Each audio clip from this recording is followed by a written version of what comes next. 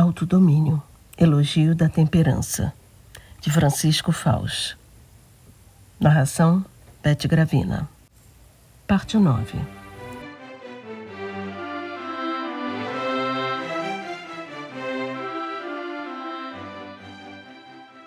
A vontade e as suas tribulações. Bem, amigo leitor que me acompanha, agora em silêncio, acho que a nossa incursão pelos 3 campos, as 3 faces da razão, estavam ficando um pouco longas. Você teria toda a razão em ficar impaciente e perguntar: e a vontade? Quando vamos meditar sobre a vontade? Na verdade, eu não ia perguntar isso, mas uma vez que toca no assunto, acho ótimo entrar nele. Lembro que o senhor disse, e até repetiu mais de uma vez, porque já entendi que está utilizando a psicologia reiterativa do anúncio, que não pode haver temperança se não houver um raciocínio lúcido sobre aquilo que é bom e equilibrado. E se, ao mesmo tempo, não houver uma vontade com domínio suficiente para seguir os ditames da razão. Sem raciocínio sereno, nada feito. Mas sem a força da vontade, também nada, não é isso? Isso mesmo. Aliás, aquela definição do catecismo da Igreja que viemos comentando fala sobretudo da vontade ao dizer que a temperança assegura o domínio da vontade sobre os instintos e mantém os desejos dentro dos limites da honestidade. E conclui citando a Bíblia no livro do Eclesiástico: a pessoa temperante não se deixa arrastar pelas paixões do coração. A vontade. Quantos já ouvi queixarem-se de que tem uma vontade fraca? Que acha você que querem dizer com isso?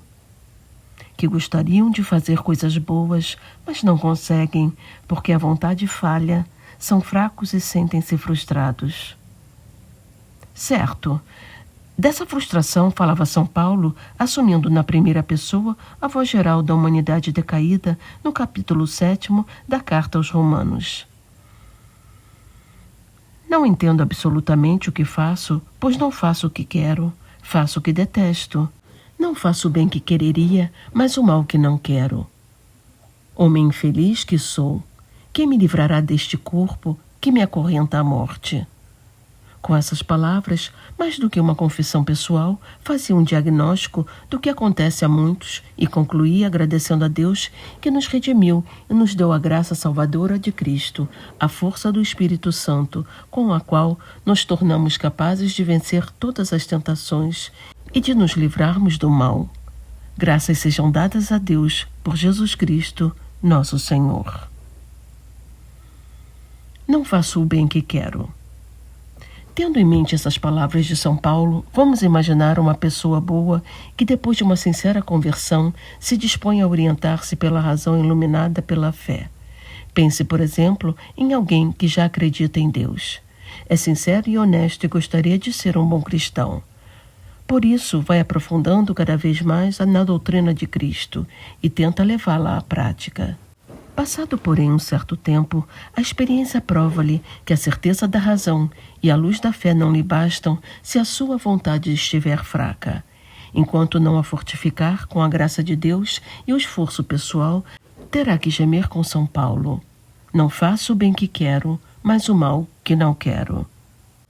Passe em revista, para ilustrar melhor esta verdade, alguns dos seus conhecidos. Por exemplo, aquele velho amigo de 45 anos que percebeu que devia terminar o caso com a colega de escritório porque ama a esposa e os filhos e entende o valor da fidelidade. Mas reincide na queda e cada vez que escorrega se sente mal e se recrimina. Ou então, aquela prima que resolveu parar de engolir chocolate a cada 15 ou 20 minutos e que afirma, lucidamente, que já viu a irracionalidade disso, que é uma estupidez, que é infantil, que só lhe faz mal. Mas na hora H, capitula vergonhosamente diante de um sonho de valsa. Meu Deus, não consigo. E depois se reprime com mais esse fracasso. Ou ainda, lembre-se do estudante que é incapaz de se levantar da cama na hora certa, por mais que se tenha proposto isso 1000 vezes. Perde aulas, perde notas e perde o ano. Já foi ao médico, não tem doença nenhuma, mas não há meio de que cumpra o propósito que ele mesmo formulou. Eu compararia essas pessoas a alguém que sobe no carro, tem claro o destino e conhece perfeitamente a estrada, mas depois de ligar a ignição, percebe que o volante e o acelerador não lhe obedecem, faltam potência e controle. Você não vê que esta situação se dá num número cada vez maior de pessoas?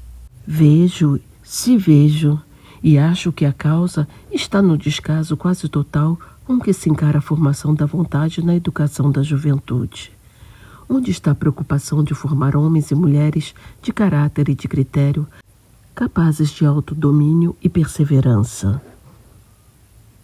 Deus lhe concede a razão lúcida.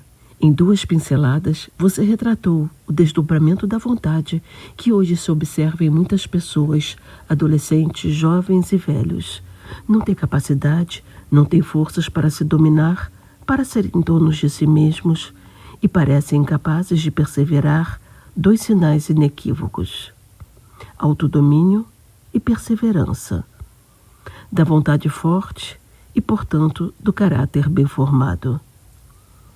O senhor fala de caráter e eu penso que em muitos ambientes atuais, dos quais acho que são padrão as nossas famigeradas telenovelas, julga-se que ter caráter é ser independente de todos e de tudo, também de qualquer norma moral. Quer-se uma absoluta liberdade para que cada qual crie, estabeleça e defenda os seus valores, não os valores porque não se acredita em valores absolutos e universais. Tudo é relativo. Todos percebemos qual é o resultado disso. Um resultado desastroso. Substitui-se a vontade pelos sentimentos e pelos gostos.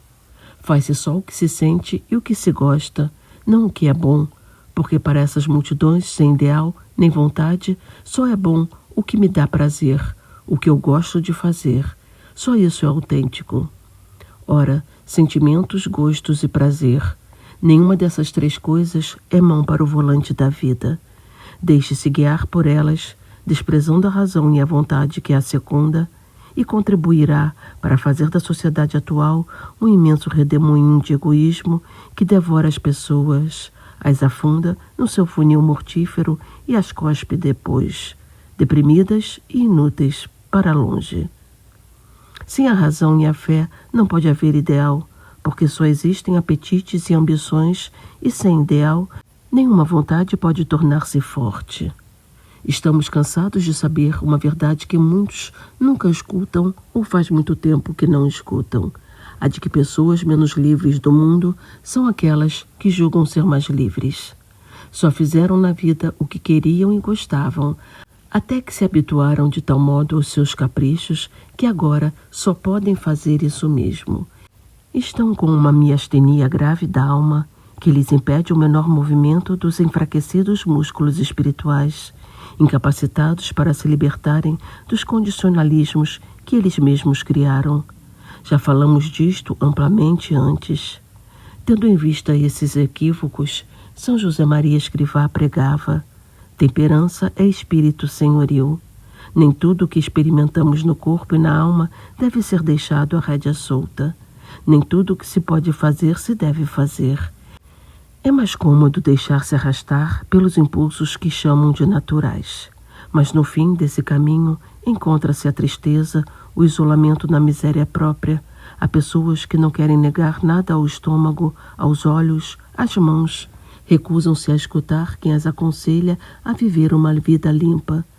Pelo contrário, o homem verdadeiramente homem está livre das coisas que brilham, mas não tem valor. Esse homem sabe prescindir do que faz mal à sua alma e apercebe-se de que o sacrifício é apenas aparente, porque ao viver assim, com sacrifício, livra-se de muitas escravidões e no íntimo do seu coração consegue saborear todo o amor de Deus. A vontade é uma potência, uma energia da alma que pode estar abafada ou liberada. Na situação concreta das nossas vidas, ninguém tem a vontade suficientemente livre. É preciso que se trave em cada um de nós uma batalha para conseguir desatrelar a vontade das fraquezas, egoísmos, miragens, paixões e enganos e torná-la no que deve ser, a grande força serena, a executiva racional da conduta humana. Vamos tratar justamente disto, do fortalecimento da vontade, e veremos que se opera por um duplo caminho. Primeiro, forjando-a como uma espada na fornalha da graça de Deus. Depois, lutando por adquirir, com garra e mortificação, o autodomínio, que deixa a vontade expedita em condições de agir conforme a razão, ou seja, de ser verdadeiramente livre. Até a próxima leitura, pessoal. Um abraço a todos.